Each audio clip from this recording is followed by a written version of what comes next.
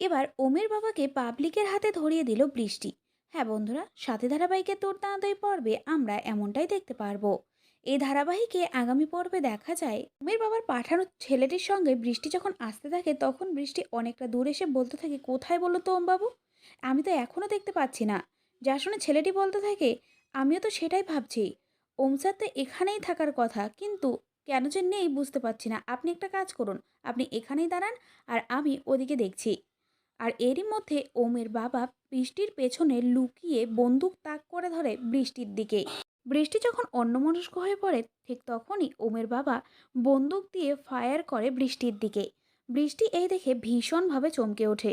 এরপর ওমের বাবার বন্দুকের গুলি শেষ হয়ে গেলে সে বন্দুকে গুলি ভরতে থাকে, আর বৃষ্টি সেই সুযোগে সেখান থেকে পালিয়ে যায়। ওমের বাবাও তখন বৃষ্টিকে মারার জন্য বৃষ্টির পেছন পেছন যেতে থাকে। কিছুতে এগিয়ে বৃষ্টি কতগুলো লোকের দেখা পায়, আর সে লোকগুলোকে বলতে থাকে, দাদা আমাকে বাঁচান, ওরা আমাকে ফলো করছে আমাকে মারার জন্য, ওরা আমাকে বাঁচতে দেবে না। এই বলে সে ওমের বাবাকে দেখিয়ে দেয়। তো বন্ধুরা, তোমরাও ঠিক এটাই চাইছো তো, ওমের বাবা যেন এবার ধরা পড়ে যায়?